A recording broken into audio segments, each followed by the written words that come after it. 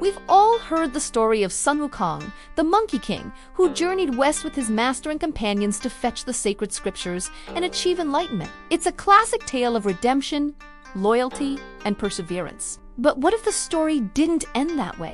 What if, after all the trials and tribulations, the epic battles with demons, and the years of hardship, they arrived at Vulture Peak only to find the scriptures were blank? Imagine the scene. Tripitaka, the devout monk, unrolls the scrolls with trembling hands. His life's purpose about to be fulfilled. But there's nothing. Just empty parchment. Pigsy would probably erupt in a fit of rage, blaming everyone. Sandy would stand there, stunned and silent. And Sun Wukong, what would he do? Would he unleash his fury on the heavens? Would he feel utterly betrayed? This is where our story takes a different turn. Let's explore a what-if scenario. What if enlightenment was never hidden in a book? What if the real scripture wasn't a physical object, but the journey itself? Think about it. The original story tells us Sun Wukong was born from a stone, bursting with untamed power and a rebellious spirit. He defied heaven, declared himself the great sage equal to heaven, and caused chaos wherever he went. His ego was immense, his pride boundless. He was trapped under a mountain for 500 years, not just by the Buddha seal, but by his own arrogance. The journey to the west was his crucible. It was a 14-year-long lesson in humility, patience, and compassion. Every demon he fought wasn't just an external monster. It was a reflection of his own inner demons, his anger, his impatience, his pride. When he battled the white-bone demon, he wasn't just fighting a clever he was learning to see beyond appearances, to trust his master even when misunderstood and cast out. When he cleverly defeated the bull demon king, he wasn't just overcoming a powerful foe, he was confronting a shadow of his old, untamable self. Each step of the journey chipped away at his ego. He learned to protect not just himself, but a frail, mortal monk. He learned to cooperate with companions he often found annoying and unreliable. He learned to follow rules, to endure suffering, and to put others before himself. The golden fillet on his head, the source of so much pain, was a constant reminder that true strength isn't about unrestrained power, but about discipline and control.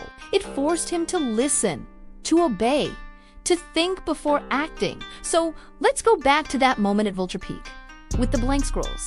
In our version of the story, as the others despair, a slow realization dawns on Sun Wukong. He looks at his master, whose faith remains unshaken. He looks at his companions, who, for all their flaws, have become his family. And he looks back at the long road they traveled. He remembers the freezing mountains, the scorching deserts, the treacherous rivers. He remembers the moments of terror and the moments of triumph. He remembers the sacrifices made, the lessons learned.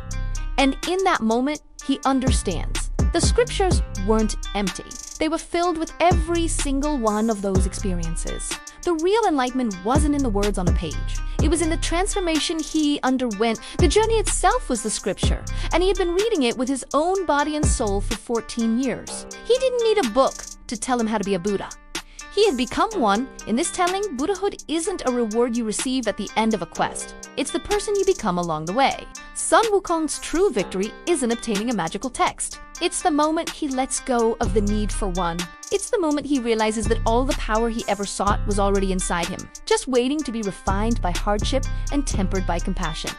This story also redefines immortality. Sun Wukong was already immortal in a physical sense. He couldn't be killed by fire, water, or weapons. But that wasn't true immortality. It was just an endless existence, one that initially led him to boredom, mischief, and ultimately imprisonment. His quest was for something more. True immortality, as he discovers in our alternate ending, isn't about living forever. It's about transcending the ego, the I that clings to life, to power, to recognition. By letting go of his selfish desires, by dedicating himself to a purpose greater than himself, he achieved a state beyond life and death. He became part of something eternal, the very fabric of compassion and wisdom. His spirit, forged in the fires of the journey, became truly indestructible in a way his stone body never was. The blank scrolls weren't a trick or a failure. They were the final lesson. They were a mirror reflecting Sun Wukong's own enlightened mind. The Buddha didn't give him enlightenment. He simply provided the path for Sun Wukong to find it within himself.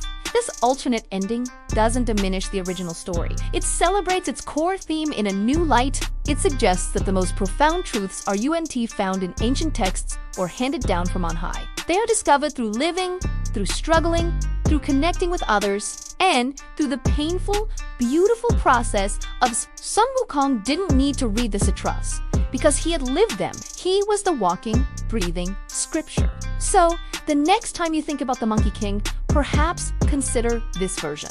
The hero who found not a book, but himself. The god who learned that true power isn't about defying heaven, but about mastering the universe within. His journey wasn't just to the west. It was a journey inward, to the very core of his own being. And that is a story of enlightenment for all of us. If you enjoy philosophical what-if scenarios that re-examine our most beloved myths and stories, make sure to subscribe to the channel. We love diving deep into these questions of power, growth, and what it truly means to be human, or, in this case, a divine monkey. Thanks for watching, and we'll see you in the next video.